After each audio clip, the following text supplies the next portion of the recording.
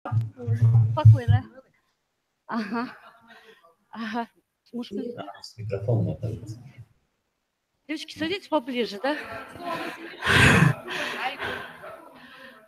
Ага. Но это наш первый опыт, поэтому...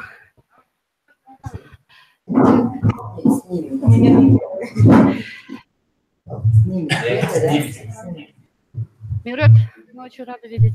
Я директор научно-исследовательского управления. Назарбек. Олжалгаз Бахытова. Нет, я вашего брата хорошо знаю, я Рустама знаю, я Солипулатова знаю, а вас, оказывается, вообще не знаю. Извините, пожалуйста, нас за опоздание. Sorry for being late for 10 minutes. So, we are glad to see you. You are welcome, and we are welcoming you to our joint webinar. It is the first experience from our chair. And let me introduce myself. My name is Bahut Tuligenova, and I work as a senior teacher at the staff of foreign languages for humanitarian specialties of SKSU, South Kazakhstan State University, after name Mukhtar Awezov. So with great pleasure, I will be leading on today's webinar, and we are glad to see you and welcome you again. And from the bottom of our hearts. So, and together we are sitting and going to discuss some issues from our schedule, from our webinar. And thank you for accepting our invitation and coming and share with us your time. Today we are sitting here and we have some guests, and the guests from different departments of our university. Let me introduce them. Okay, so first I would like to thank for their coming. So the head of our department of scientific research works, it's Nazarbekova Ulzhalgaz Bakhytovna. She is, and next to her is sitting the member. Yeah, she is the cooperator of the Department of International Relationship, International Center, yeah, Cooperation Center, yeah. It's Mirwert Ilyasovna. Thank you for your coming. Well,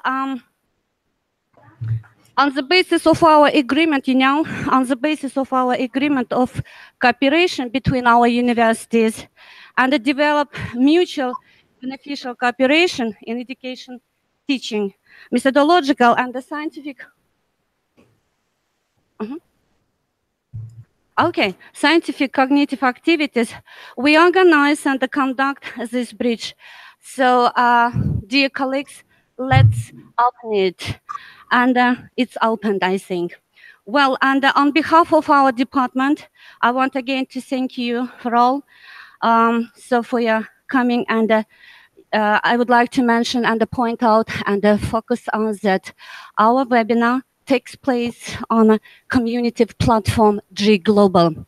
So, and as you know, this platform is initiated by our President Nursultan Nazarbayev and holds in the frame of the Ministry of Education and Science of the Republic of Kazakhstan. And a special thanks for that unique opportunities, and because it is intellectual, it is open and a really interesting, amazing platform where all the minds of our intellectual sphere are united together, and it's a multifunctional internet platform which brings together world themes to discuss global issues of the world development. So some facts, and we work at the frame, in the frame of this platform, and with the help of the Minister of Education and the Science of the Republic of Kazakhstan. A little bit about this platform, because this platform is really public, interactive, and open discussion where we're gathering today to discuss the issues, some issues and the theme of our webinar. As you sounds before, you have the invitation and the program of our webinar, and the way we want to discuss with you and listen your opinions and share some minds from our speakers. And the theme of our webinar sounds like innovative methods in learning English languages, of using innovative technologies in learning of English language in the frame of demand of modern education. So what else? So don't waste our time. I think our speakers are ready, and I want to give the floor you. Maybe you introduce your staff, and then we start to talk about our themes of our webinar. If you have some items or want to add something, please, you're welcome. Bless you. So from your side, please. Who starts? Hello, good morning to everybody. Good morning. Yeah, we're glad to see you. We're welcome you. Yes. So my name is Husan Yuldashev. I am Vice Director of Innovation Center. We wrote the long name, but we call it Innovation Center for developing foreign language teaching in the country. And here we have some staff from the center and English language teachers from Uzbek State World Language University, who will deal with you, who will work with you in the future in close cooperation. And it was nice that we could build a bridge, and I hope that will be just a beginning, and we can do a lot in the future together with you and with our staff. And I greatly hope that our webinar will be very fruitful, and we can share our opinions, ideas, experience in the future as well. You are welcome. So I hope we will have good success in our work. Thank you. Okay. So maybe you introduce your staff who is sitting with you in your room, I think. Who are they? Yeah, maybe you have some guests with whom we are going to talk and to start to discuss our issues. So maybe introduce little bit words. You are vice rector. It's great. Okay. Mukaddasa guy, you know her. She wrote several times. She contacts you. She is a head of multimedia department in our center, and our head of IT department of our center. And here we have English language teachers and the head of chairs for English language teaching of the university. To tell the truth, I don't know by name all. Maybe in the course of webinar, when they will speak, they will introduce themselves. Okay, thank you. Thank you.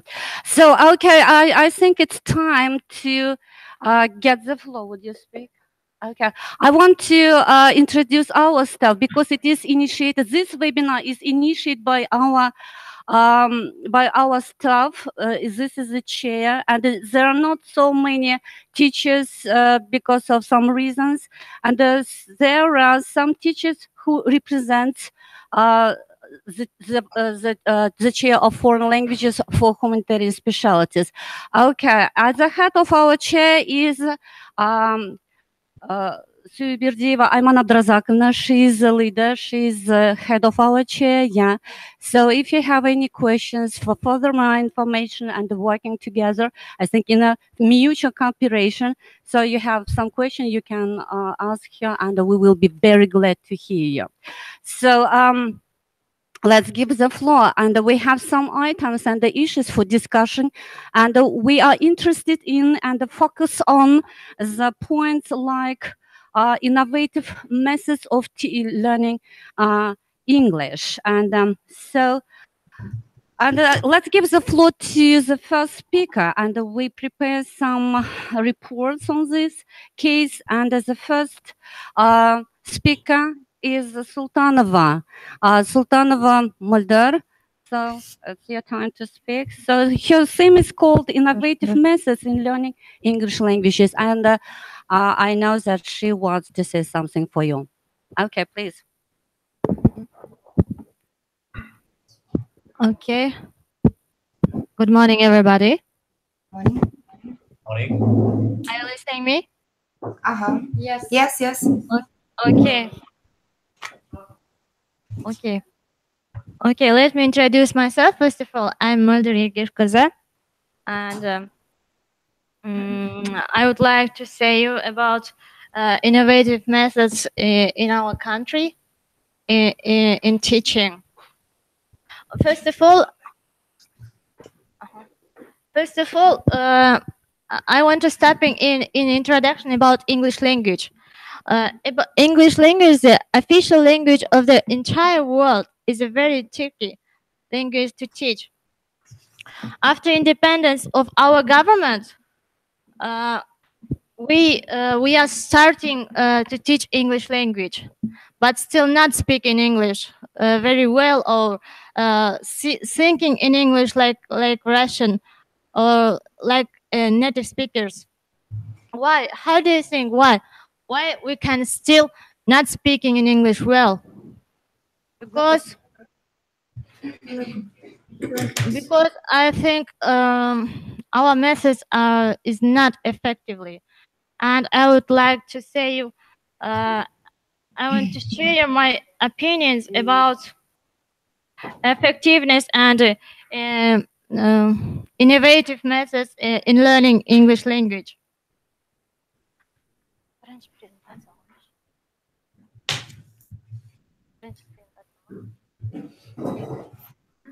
Okay, what is innovative methods?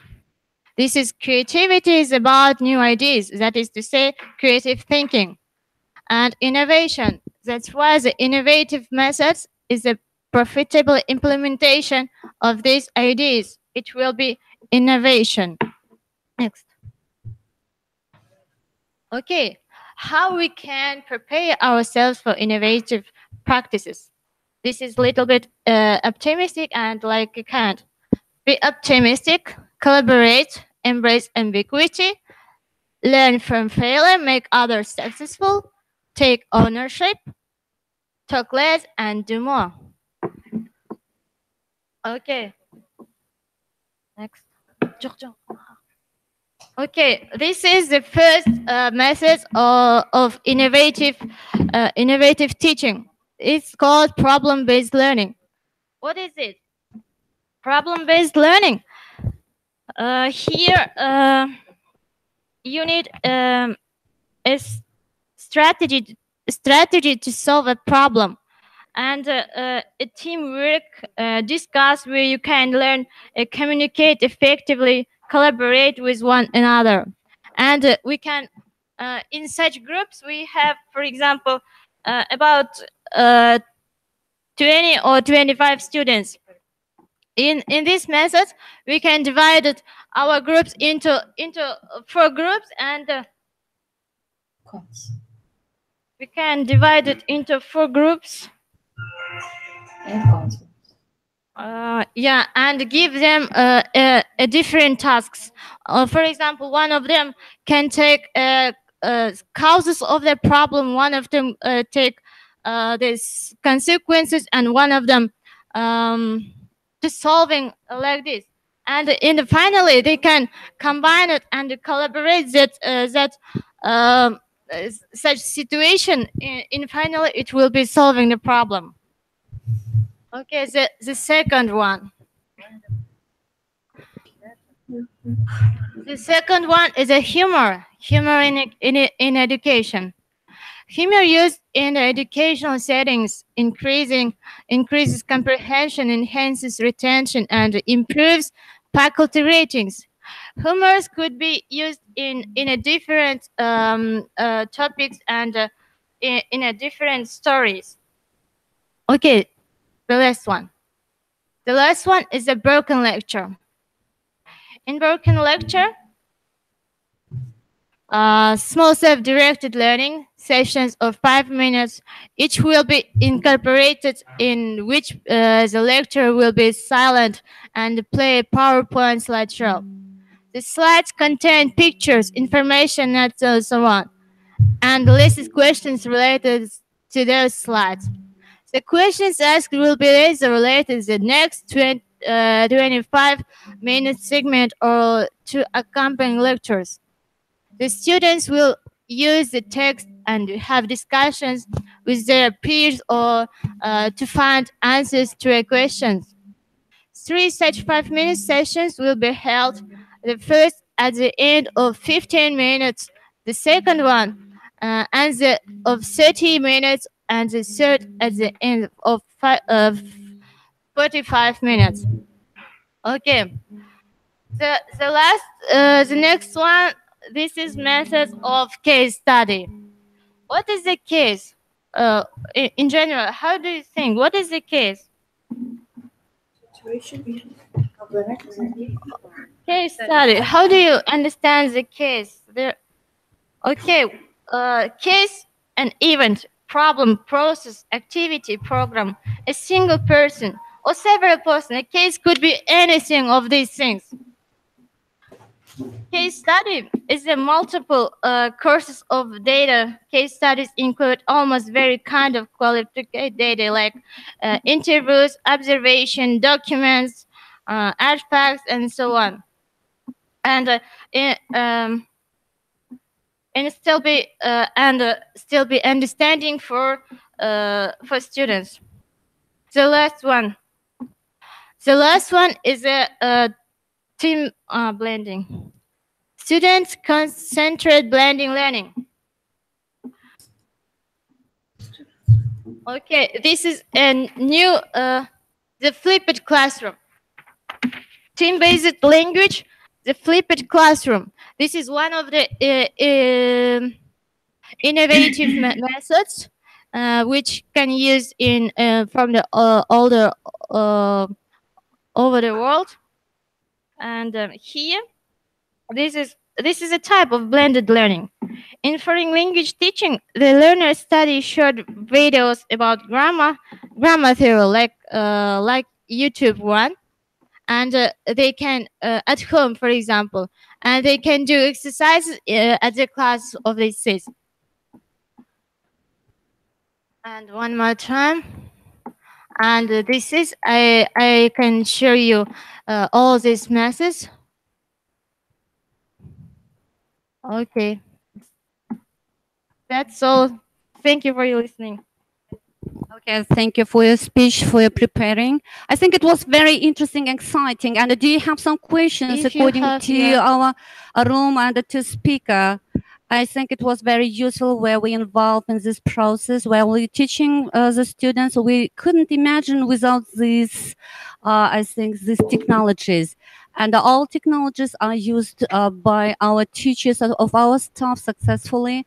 And we're really, really interested in speaking of our students because they have great flex, and we have different students with mixture knowledge of the English, and when we try them to speak at our classes, we have lots of problems. And I think these innovative technologies help to gain and to obtain our objectives at our classroom. What about you? Do you have such what kind of methods do you use? And maybe you want to add and something to share with your opinions.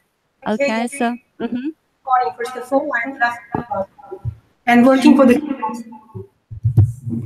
and thank you very much for the presenter to present such interesting, amazing presentation about innovative teaching languages. So, first of all, the question to her. Okay. Question. Do you have some problems, and what kind of technologies do you use? Maybe you answer them. Not the problems. I would like to ask a question. Okay, you can ask.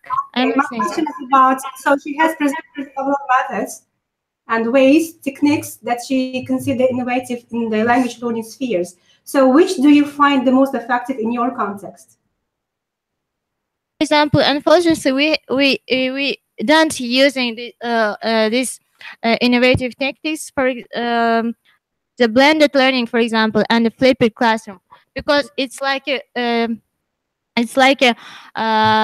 distance learning, and I think it's effectively. For example, when you can show the videos and explain for students, they can remember it more, and can understand everything. I think it's more effectively than our traditional methods. Yes, of course. Thank you. And hello again. My name is Mukada Sagai. I'm working here at the Innovation Center, as our vice director said. So I'd like to share our own experience on using blended system. You said you think that it's effective method, but unfortunately you didn't use this. I can say that yes, it's definitely a very effective method, because nowadays we're working with English learning subjects through English with ESP teachers, and the first phase was our face-to-face teaching here. They worked here with us for a week, and after that, for 2 months, they are working at their own universities, and we are practicing our blended part, distant part with them, and they get their tasks from us, and we discuss them on our special platform. I hope you know this. It's Moodle. It's used widely. And after that, again, for a week, they will come here, and again, it will be face-to-face phase here in our innovation center. If to speak about teachers and their practice teaching English, or it's another problem for us that nowadays English is becoming very popular among other teachers also. I mean language teachers also, and all of them, they try to retrain from their own languages. I mean German, French, and other Eastern, for example, languages. They are retraining into English language teachers. That's why we have here a lot of courses for them also. And many of these turn into blended system learning. That's why for us it's a very important and effective methods. And thank you for mentioning this into your presentation. And thanks a lot for another one when you talked about case study. Is again another very popular method here. We used it, and later maybe our teachers, they will share their own experience with you, how they work with this. Of course, all of our teachers, they know this and they use it.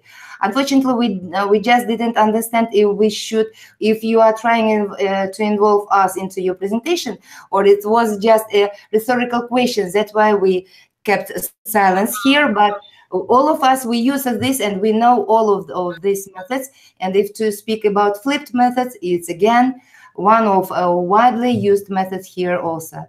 Thank you very much for your presentation. Yeah, thank you too. Any questions do you have, teachers? Not yet. Thank you. Okay. What about you? So the second. Yeah. So thank you. Next point of our webinar is internet resources. How often do we use internet resources, and how does internet help us? Is it really helpful, or damages the mind of our students? Because it's, I think, dangerous. Some statistics shows that internet has a destructive function of the mind of our students. But I think teachers can use successfully internet. With the help of internet, we talk right now, and we communicate, and we chat, you see. So, and how often do we use internet resources in teaching and learning? And the second speaker wants to share shares her opinion about using internet resources in teaching of English language. Let's give the floor to Sandabayeva Ayjan. Okay. Good day, dear guests. I'm Погромче. Sandabayeva Ayjan, a teacher of the chair Foreign Languages for Humanitarian Specialities. The same is the method of project as a development of communicative competence of students in the English classroom.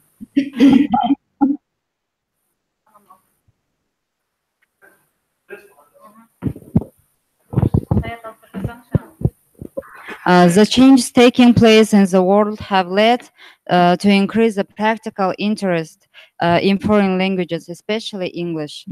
At present, knowledge of English is not only a sign of a person's cultural development, but also a condition of his successful work in various spheres of life. A developing Kazakh society needs modernly educated, mobile people capable of cooperation and constructive communication. New time makes new demands on the system of Kazakhstan education. At the same time, the requirements for the level of graduate training are also increasing. In a state exam in English, not so much the student's knowledge is checked as much as the mastery of the language as means in communication. The ability to logically and connectedly express thoughts in written and oral form, to reflect the socio-cultural realities in the features of the language being studied.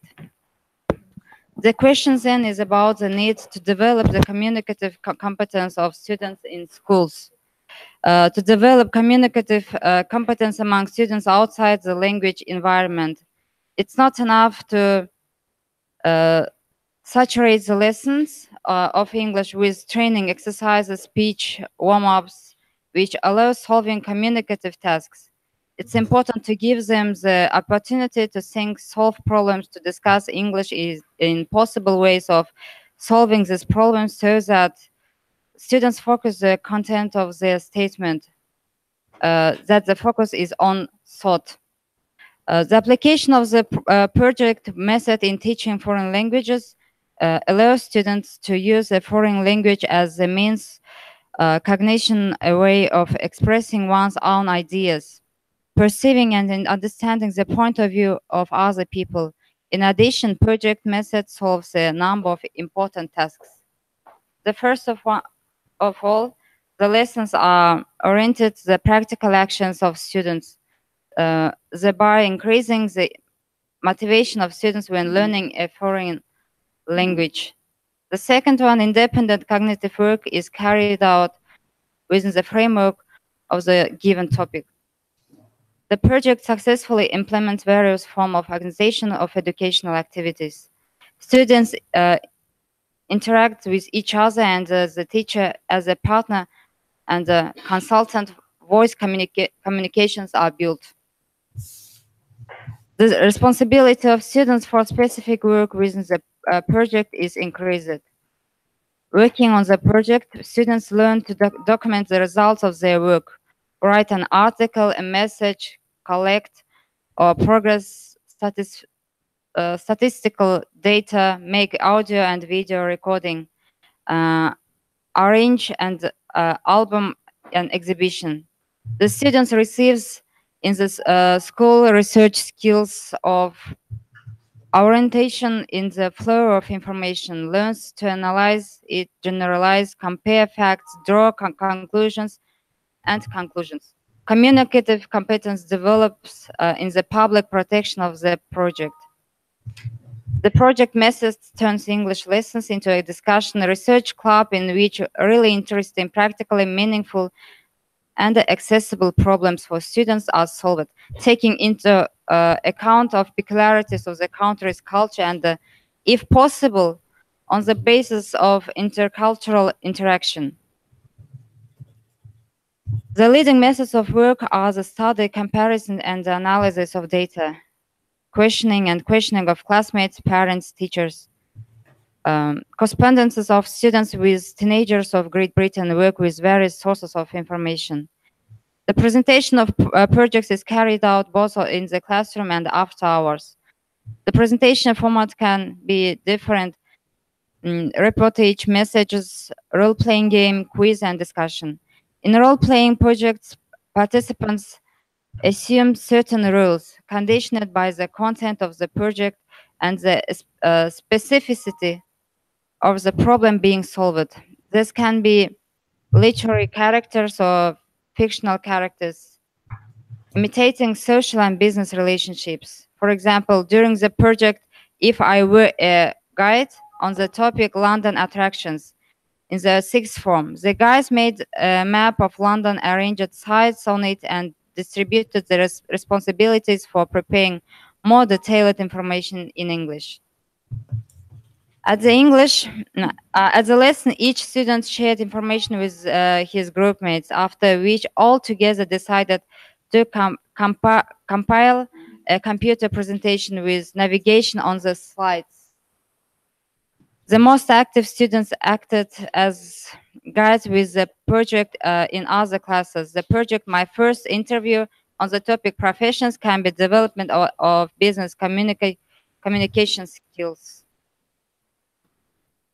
Most often implement information projects with students. For example, projects Our Hobbies on the topic leisure and hobbies. English School on the topic school education is aimed at collecting information about the object of interest, the phenomenon, its analysis, and the generalization of facts. Such projects require a well thought of out structure, the possibility of systematic correction in the course of work in projects.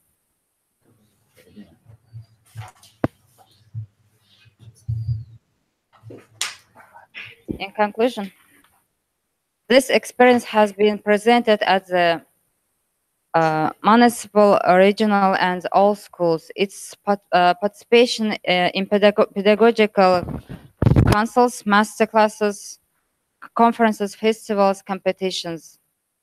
The effort experience is technological, can be successfully applied by teachers of other educational institutions in activity.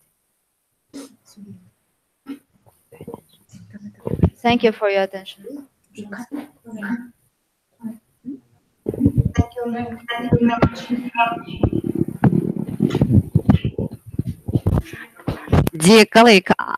Dear colleagues, you keep silence, you touch in silence. So, do you have any questions according to the second speaker added to the room? Yes.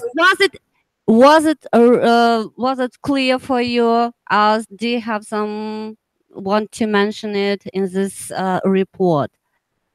So, Yes, we keep silence because we were listening to you very, very carefully. And now, if you allow, we have some questions to our second presenter. Okay, my name is Sumida Abdullah, and I have a question, of course, it's based on her presentation. The first question is, which internet resources are used well in your university by your teachers? And the second question is, how do you implement those resources in your teaching process? Okay.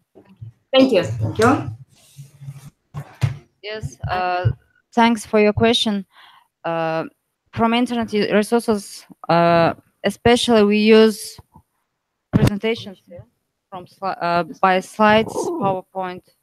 Then for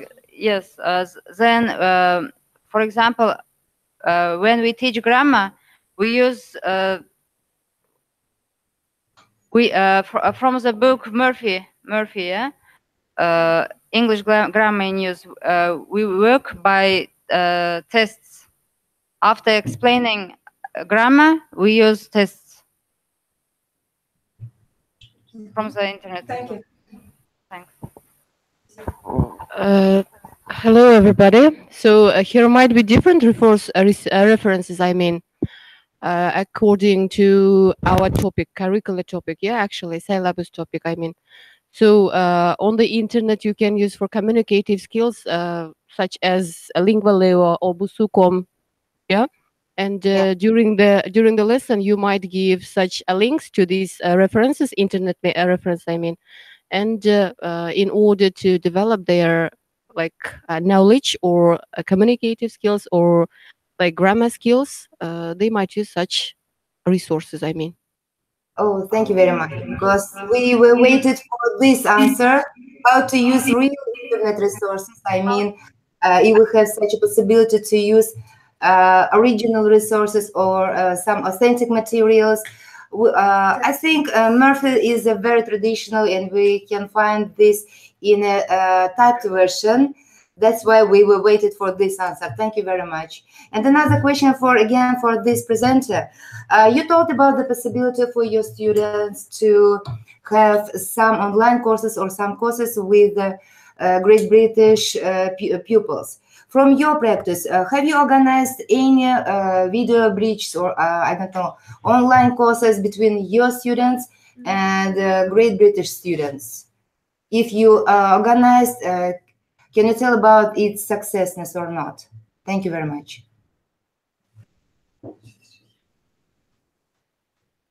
Yes, it's for you. Yeah. Yeah. Yes, for you.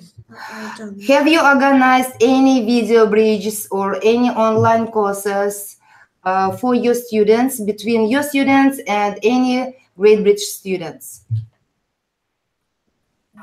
You spoke about this possibility. That's why I'm asking about this. Thank you. Okay, can I answer for your question? Let me. If you have a active verb in our class, we try to spend our lesson more effectively, more understandable for easily for students. And here we can use such videos like YouTube one. Here, yeah, here we can organize for. We have some links, for example, like TEDx or TEDin. Here you can organize some lesson plan and do it in our subject, in our lesson.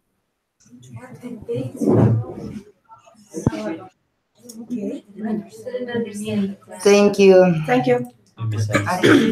Actually, in not all in our audit rooms at university, we have such possibilities to organize exactly directly the online lessons. Yeah, but if there might be, and some of our instructors here, teachers, they have been organizing since they experiencing at university. I mean.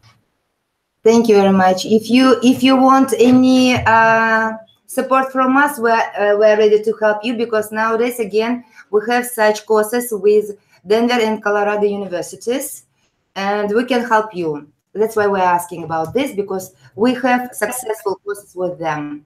Yeah.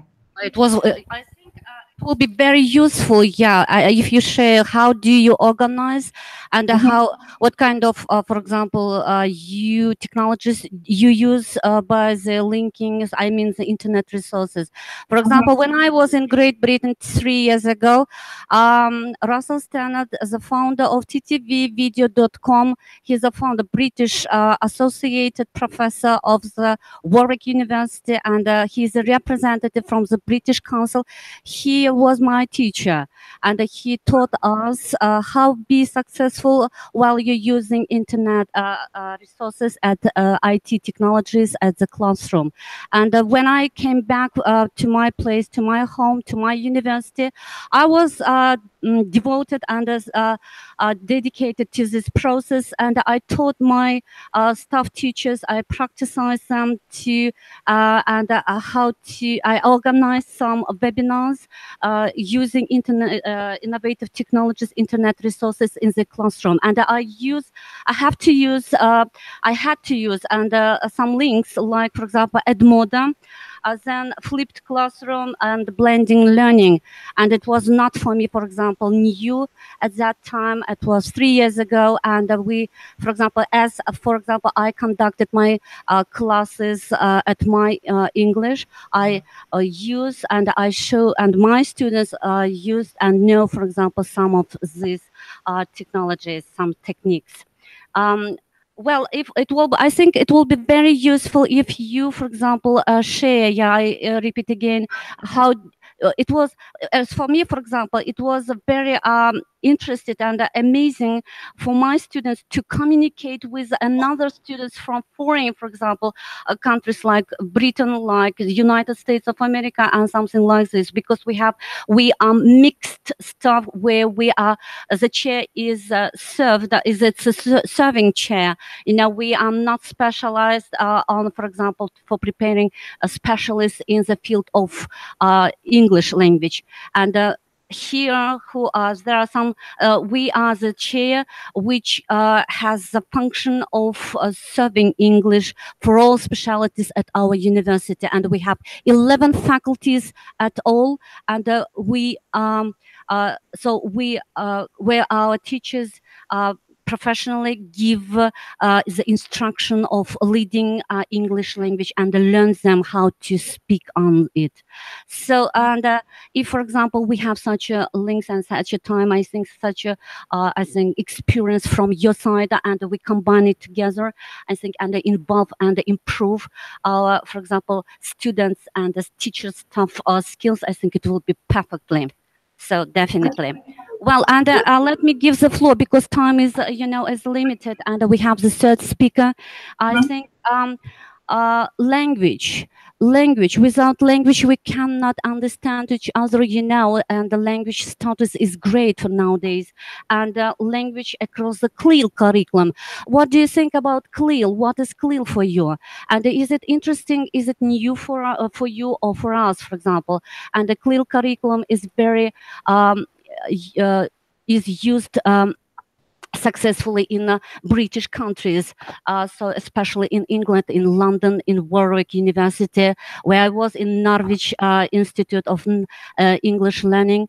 So many departments of Cambridge University, where I visited them, I saw that they work on teachers' staff work on, and they plan and organize a great pay attention to curriculum on CLIL. And we have the third speaker, which want to share the opinion about a language across CLIL curriculum.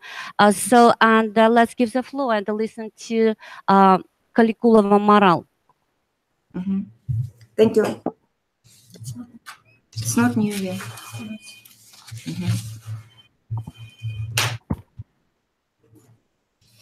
Content-based.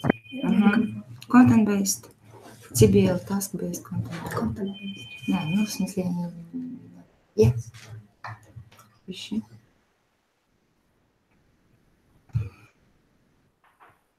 The first one, but it is additional. Это дополнительный второй.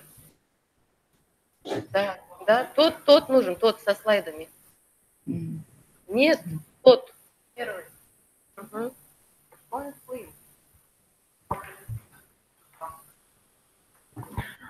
Okay, hello again. Hello, everybody. Hello, participants of this webinar.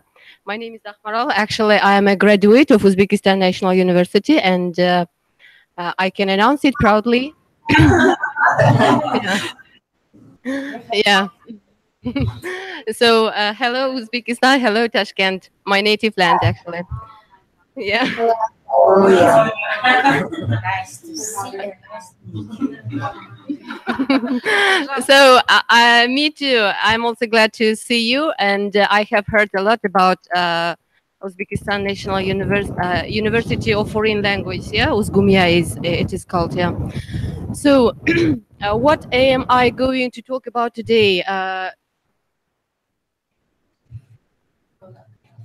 So CLIL theories and practice. Today, actually, I'm going to talk about CLIL. So what is CLIL? First of all, I want to give the definition to this abbreviation. So content and language integrated learning. So it means that it has many different definitions, actually. Here are some of them.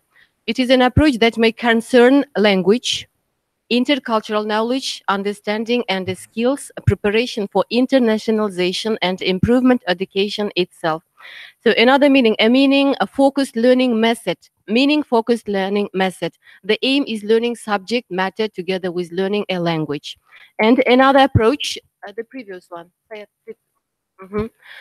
So it has another meaning also, an umbrella term used to talk about bilingual education situations. And the fourth, an evolving educational approach to teaching and learning where subjects are taught through the medium of a non-native language. So CLIL, what is CLIL actually? CLIL, it means to teach the content, to teach the subject, I mean the curriculum subjects. And here we are not talking about the university subjects. Here we are talking how to teach the language from the primary levels. So it means to teach the context through language. And do we consider here the language as a tool, or do we consider the content as a tool here? So the teachers should think about. So the aims and benefits of CLIL.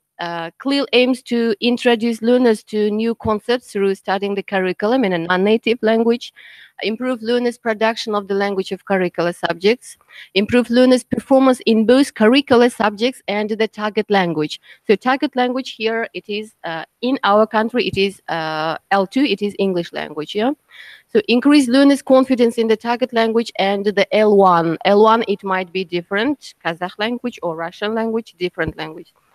So provide materials which develop thinking skills from the start. Encourage stronger links with values of community and citizenship.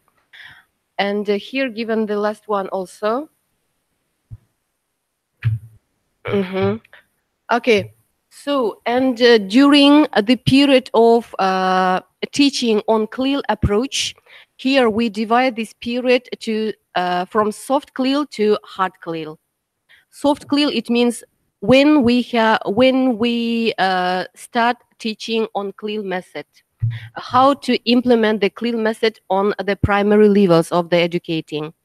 For example, a hard CLIL, it means the full a hard CLIL, it means the complete subjects, all the contexts, all the subjects. I mean, here might be different subjects: math, physics, informatics, IT technologies, design, art, history, physical education, even. So all these contents are taught in completely in target language. So it means the hard CLIL. So types of CLIL here, the first one is language-led.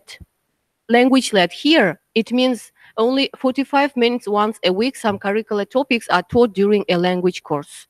Some curricular topics, for example, if you are teaching the English language, there is a discipline of English language. Here, some of the topics, for example, in one module, there might be only 1 or 2 topics, which is from the subjects, I mean, physics or informatics, yeah? So the second one is subject-led. It means modular, so 15 hours during the one-term. Schools or teachers choose parts of the subject syllabus which they teach in the target language. And the third one, it is subject-led, it is partial immersion. So here we completely implement the CLIL method, CLIL approach. So the whole subjects in Kazakhstan educational system, here we have 4 subjects which should be taught in 4 language in forthcoming. Starting from 2019, yeah, I mean.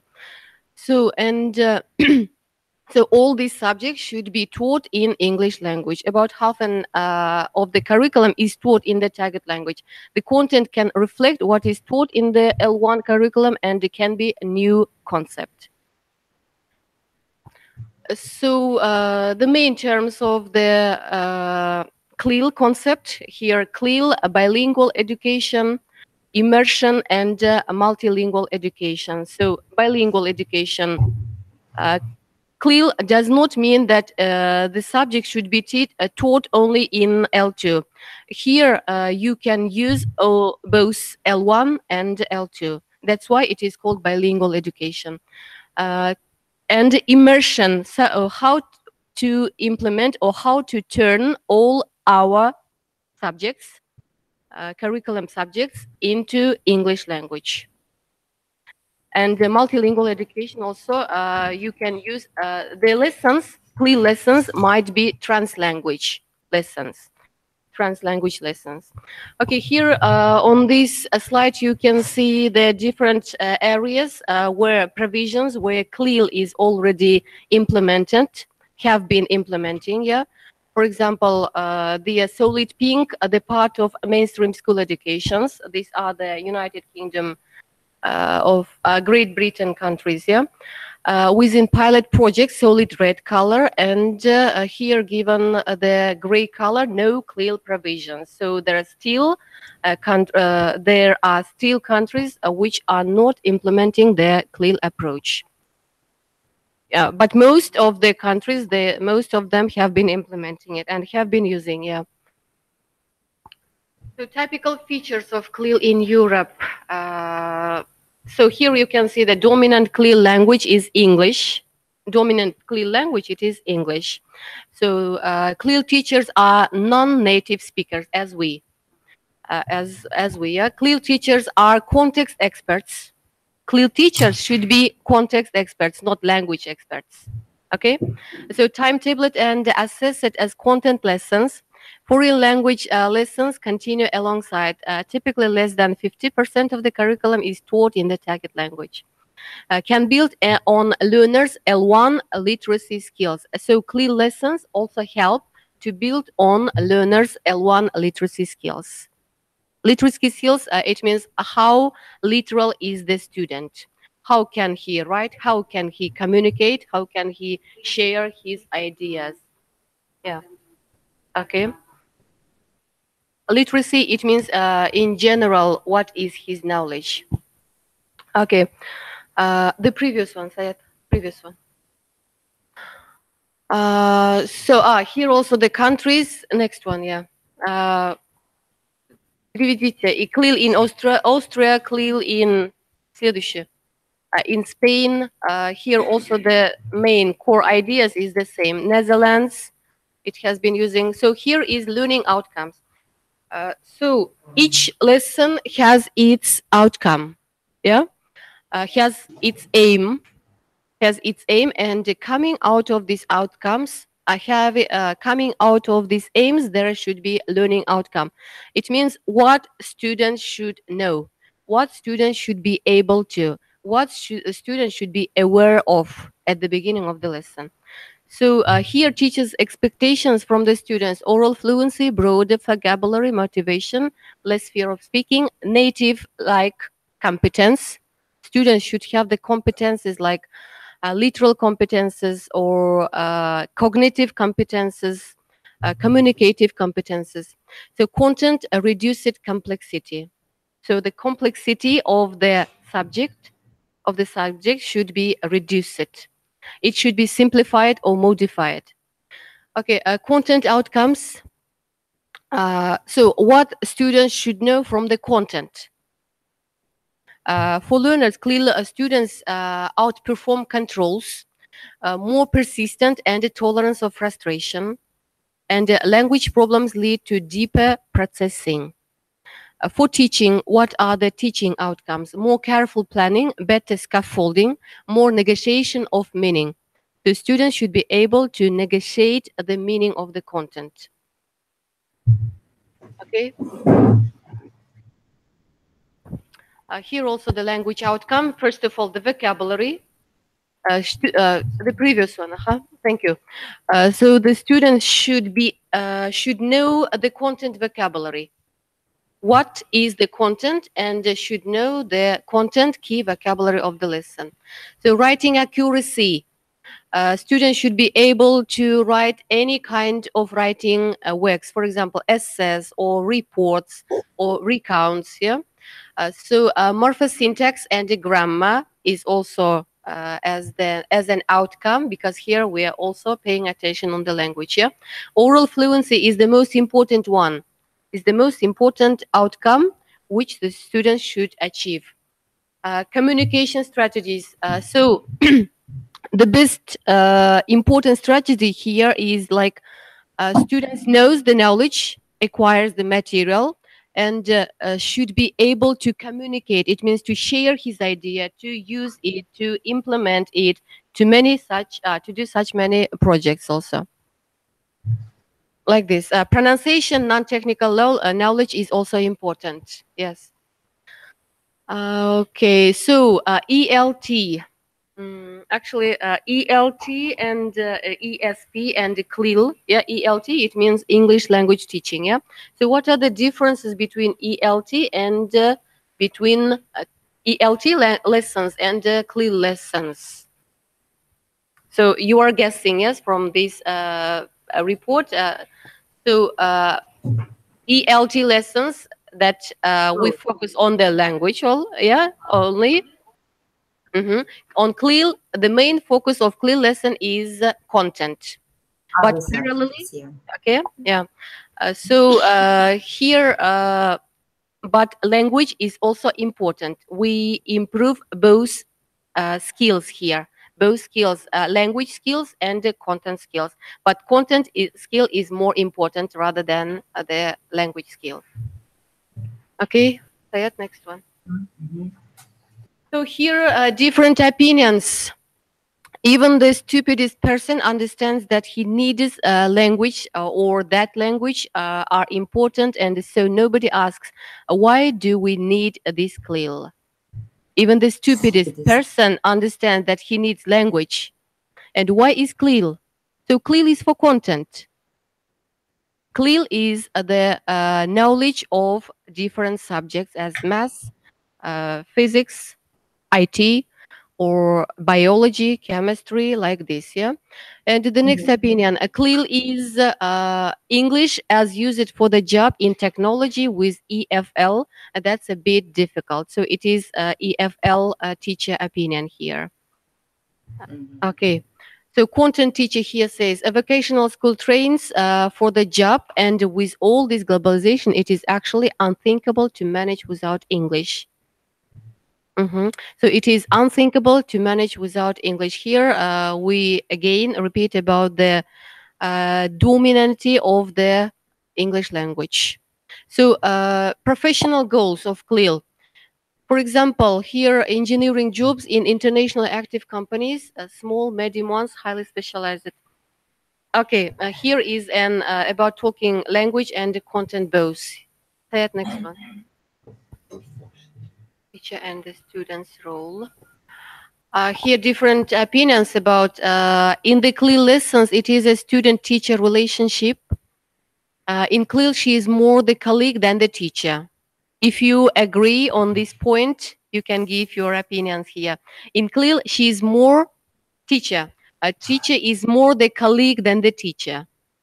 So we are the technical experts and she is the language expert. That's great. I kind of like that. So here it is a student's opinion, yeah? So it is a more equal basis. The student corrects the teacher's English. The teacher accepts this gratefully. What the teacher is still better at are the content and the theoretical issues, and in this way it is complementary. And this is beautiful to observe. So it is a mutual interaction, mutual completion. Okay, so how is your opinion on this case? Yeah. Okay, turn to then. Yeah, the time is limiting. Yeah. Okay, this is not really important. Sayed, turn to please. Next one. Следующий. Okay. Так, да, вот это давайте. So what is CLIL actually? CLIL stands for 4 C's. So CLIL should improve the content, knowledge, first of all. The second C, it means the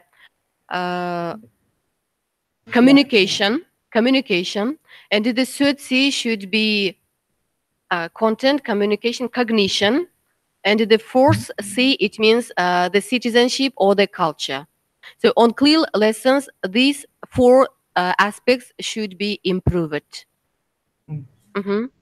So here is written, core elements of CLIL, content, language integration and learning, and these elements are realized through these 4 parameters: culture, communication, cognition, and community. Community, it means the citizenship or the culture. So here you can see the interaction, interrelations between 4 these points, yeah? Okay.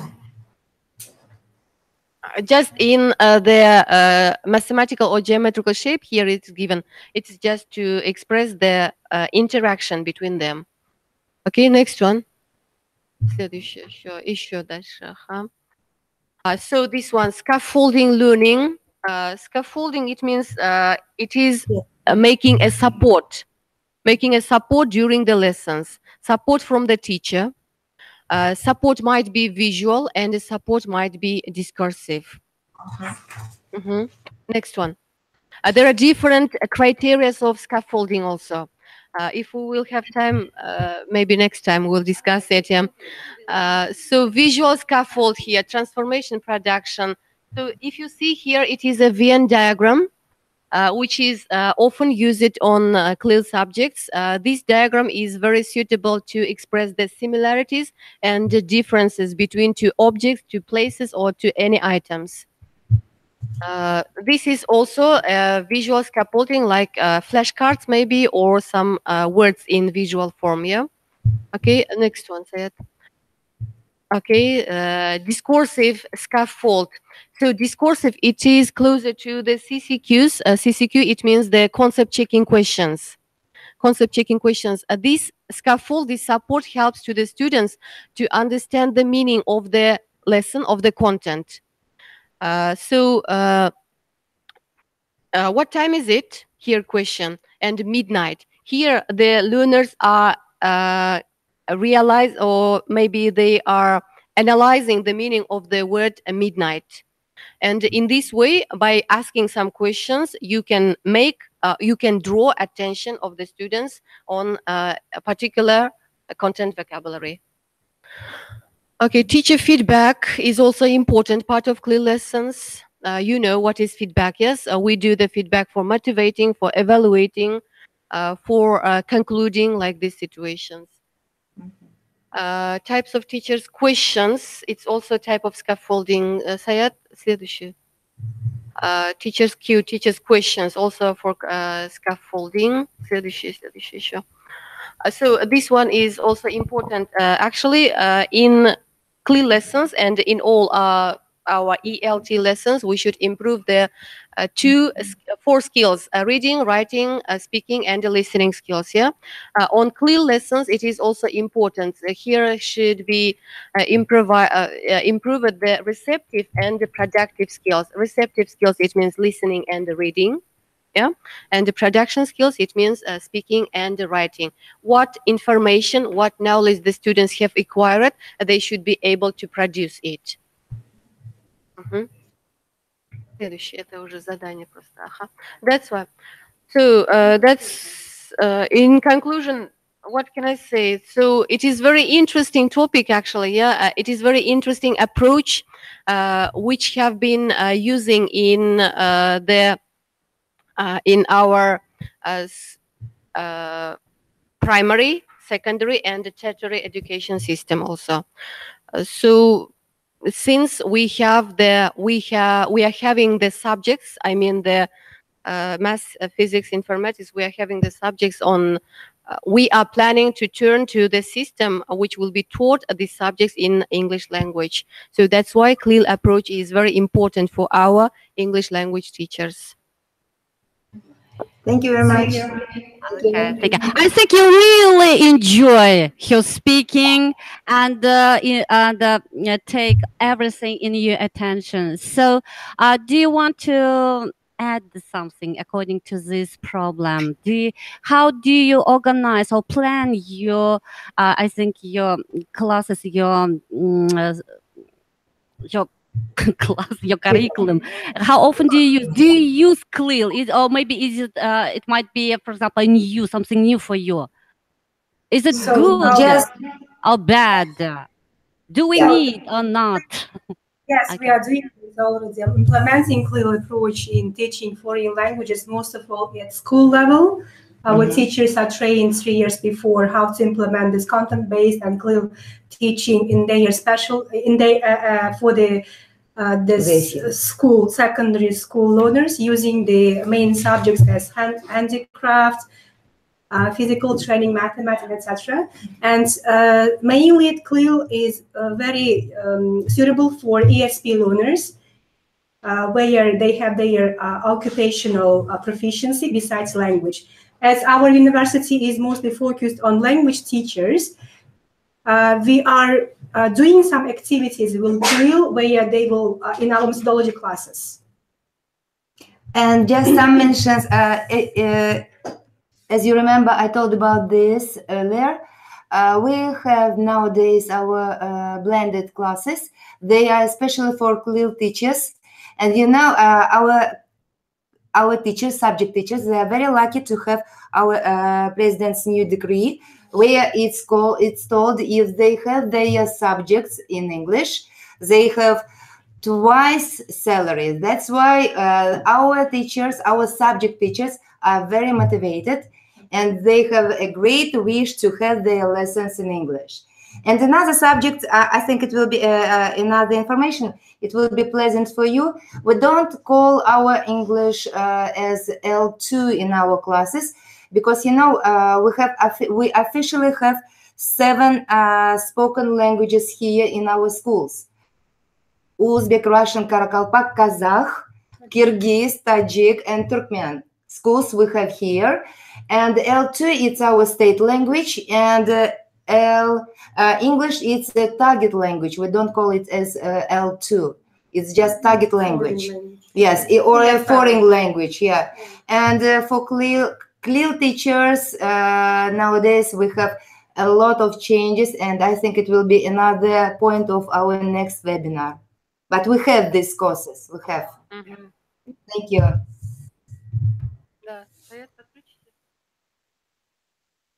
Okay. So I forgot about mentioning the ESP lessons. Actually, at our university here, we have the ESP lessons also, and some of our department colleagues also have the ESP courses. So ESP and CLIL they're normally likely to each other. So on both of them, we focus on content and the language, but CLIL is more focused on the more content rather than the language. On ESP lessons, we can analyze different grammar structures. Not grammar structures, they are considered as their language features here, and the same in CLIL lessons also. So ESP Can I just explain you how we take here our ESP and CLIL lessons. ESP is the lessons which are held by English specialists, English language specialists. CLIL are the lessons where our content teachers were taught to speak English. They try to give their lessons in English, but they are not language teachers. They are mathematics teachers, biology teachers. Language is not their first specialization. That's why these lessons are different. So, ESP is our language teachers. I would like us to have some addition. CLIL is still language teaching. It's not some specialty teaching. Just it's implementing some contents with the language. So here, the language is a tool to just implement the content, and it's easier to bring students to language through the content, but it is not something special from the language. It's still language teaching. And when we are speaking about ESP, we mean that specialty field learners need English for some specific purposes. So, and CLIL here a very good approach for them to apply by. That is our point. And my presentation actually about this one too. Let us introduce our next presenter. Yes, it's our Dilaf Rusna Muratova. She's going to talk about this in her presentation. Yeah. So my presentation is about assessing ESP students. Now, while our technician is trying to fix my presentation, let me just address the question. So we are assessing. Of course, assessment is one of the main branches in education, because if there is no assessments, no learning and no teaching, actually. So let's start. During my presentation, I would like to touch upon the following.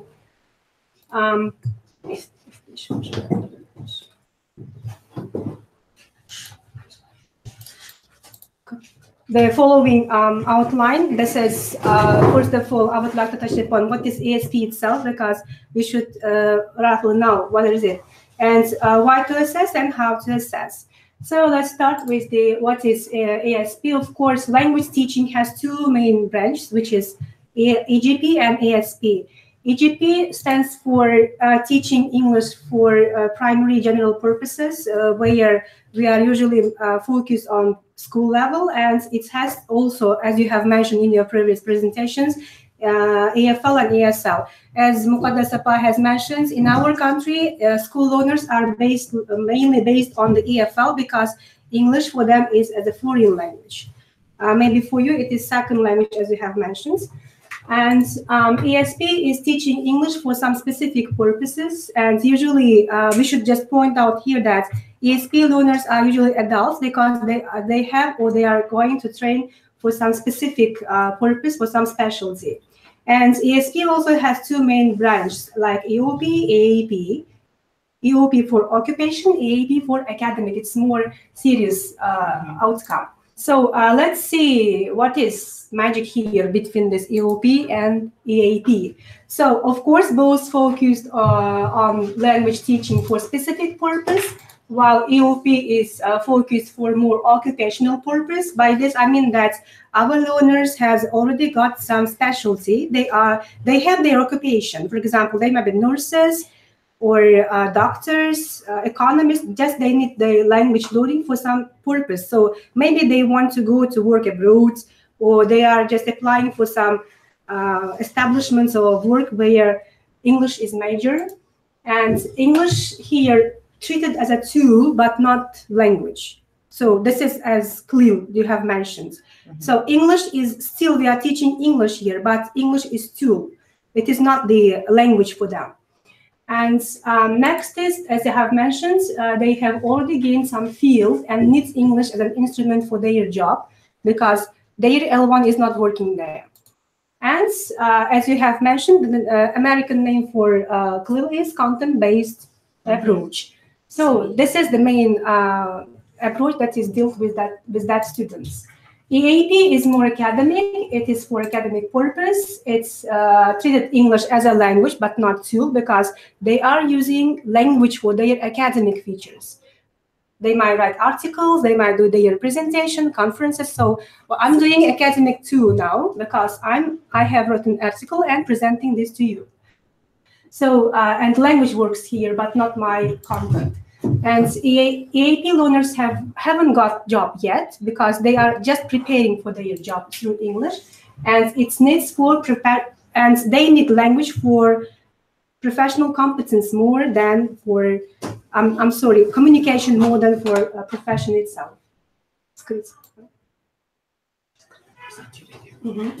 Okay, next is let's see the characteristics of the ESP. The very famous scholar Students has defined it as following four main types. He said that this ASP is designed specific purpose coming from the learner's needs.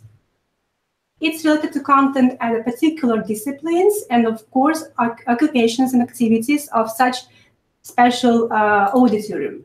And finally, is centered to the language appropriateness to those features that I have mentioned above. This is syntax point of view, lexis, discourse, and semantics from all of those points of views.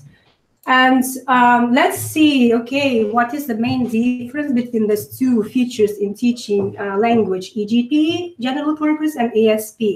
So the first, usually when we teach basic language knowledge, our focus is on education to make our learners being literate in the language. But ASP is more training because the language here is a tool. And second difference is that curriculum content. When we are selecting or designing syllabus or curriculum for our so general purposes, we are not aware what our learners want because they are not able to clarify it yet. Their background won't allow them to do this, but in ASP they know. Because they have specific vocational context, they know what to write from the language. And it's easier for us to develop specific vocational context as a syllabus form. So, and now the question, why to assess? Of course, everybody knows why to assess. Assessment is one of the systematic flow of the education. If there is no assessment, I don't think that our teaching methods or teaching process will have some benefits.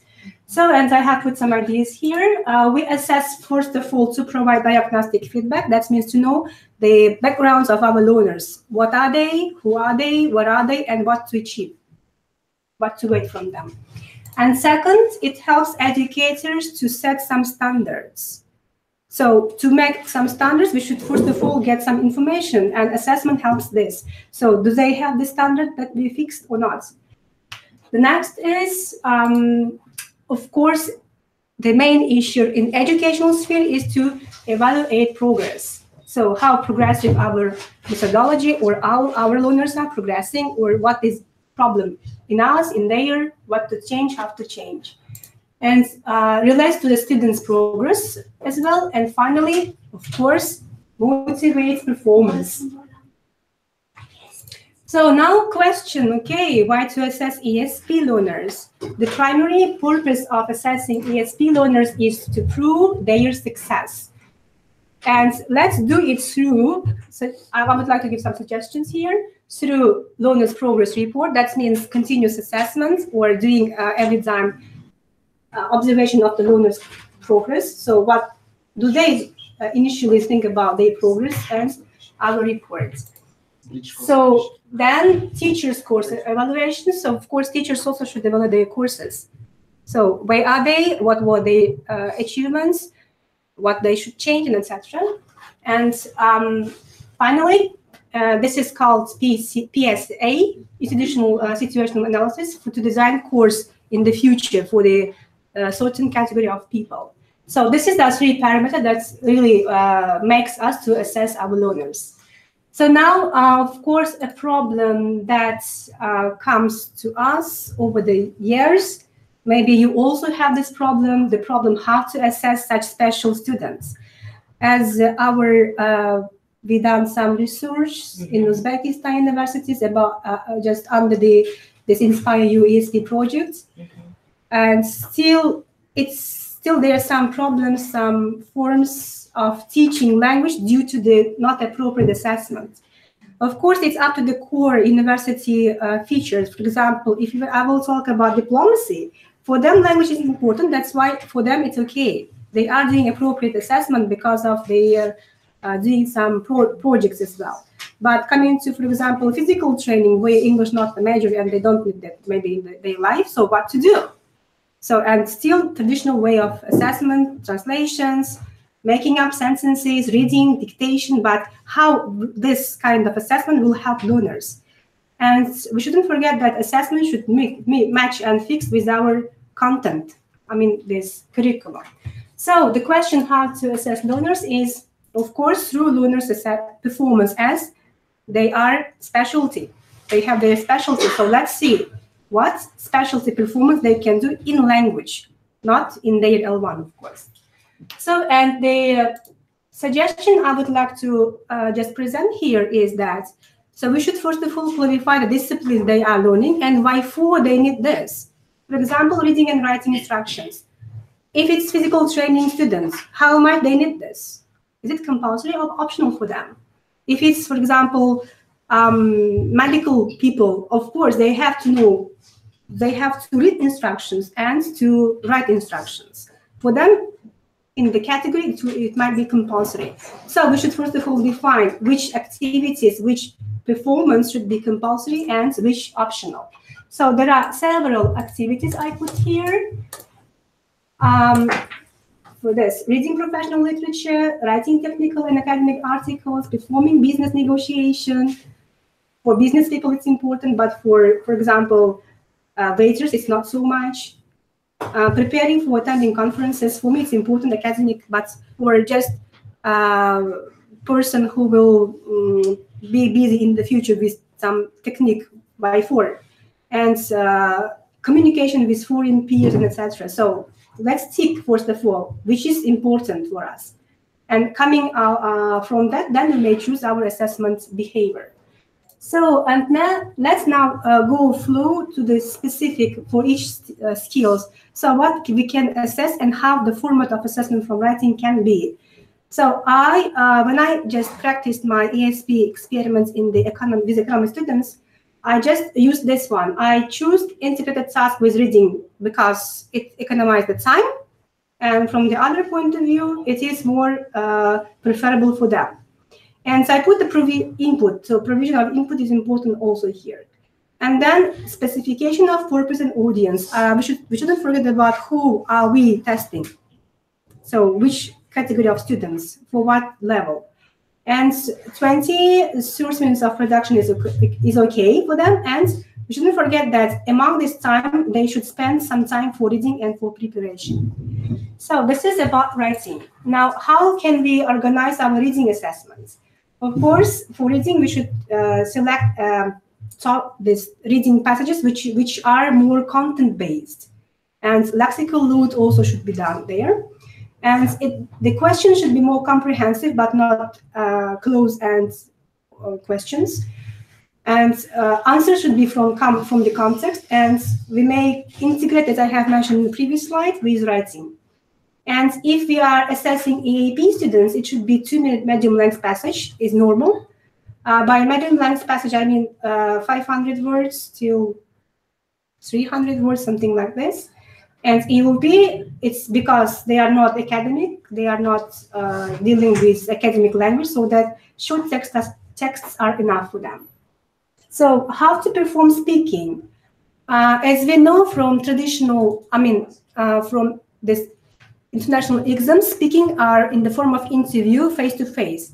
But as we are assessing our ESP students' performance, I would suggest peer group interaction in the speaking, where not examiner and the candidate will talk, but two candidates will interact each other on their occupation. So, and there we should take into account equal pairs chosen by the text takers. Purpose, authentic interaction should be there. For example, nurse and patient are talking or doing something. And usually 3 phases in the such speaking will be a flow. It's introduction, stimulus-based interaction, and open discussion. So coming to listening, we shouldn't forget that our listening format should be nonverbal. And of course, career content-based materials. And as a task, we may put multiple choice, matching, planning, mapping, and etc. As traditional listening tasks are based on. So, and that's all, by the way. And coming to conclusion, I would like to point the following conclusion, that when to assess ESP students, we should consider the subject matter of a learner, because we shouldn't go beyond the specialty that they are doing. We should think about their needs. Why for? Not only learners, but establishments and employers' needs, because we are preparing English specialty people for some certain employers. So why they need, or what sort of English speaking, let's say, specialty they need. And it should be based on basic and main needs of language competence. Of course, we shouldn't forget about language at all. Language is here. No matter it is clear or traditional methods, still language is here, because our main focus is on language. We are teaching everybody language. So we shouldn't forget about this too. And next, finally, is ESP assessment tools. So that's all about my presentation. If you have questions, welcome to ask. Great. Okay, thank you, Dilafruz. It was nice talking to hear you. And you observe all the points of your presentation. Yeah, very interesting. CLIL, ELP, ESP. So each method, each approach has a great role and impact in our learning process. So, but we have no question. We have just a comment to your presentation. I think Maral has. So, and dear colleagues, the weather forecast changes in Astana, and so the global portal works just for half of our time. And sorry to say, unfortunately, we have little bit time, so that's why we'll. Do you have some speakers or reporters for another point of our schedule of our webinar? Do you? Yes, we have one more, but maybe we did another.